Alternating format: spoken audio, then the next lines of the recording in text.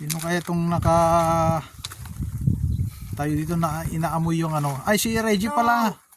Hello guys, good morning, good morning. Good morning Tito everyone. Reggie Vloggers Ayan. will be back.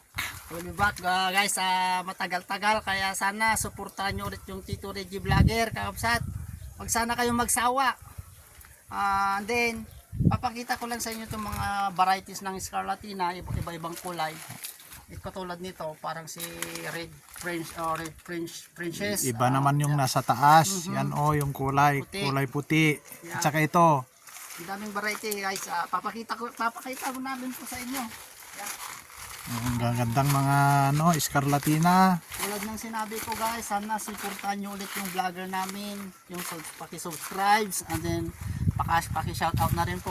Matagal-tagal po na na-stock yung ano po namin, yung channel po namin na Tito Reggie Vloggers, kasi nga po nagkaroon lang po kunting problema guys. Kaya ito, welcome to back ulit Tito Reggie Vlogger guys.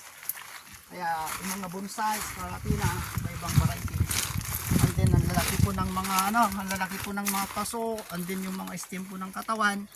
Makikita po ninyo na mga grafted po ng mga Scarlatina. Sa Tagalog ay sa Ilocano po kasi nito mga gumumbilya, yun po ang sinasabi nila, gumumbilya. Guys, sa Tagalog Scarlatina. Grafted to guys kaya iba-iba yung kulay po niya ng mga bulaklak. Grafted po siya. Pakita mo nga dito kung paano po silang grafted. Yan po. Yan. Yan yung grap.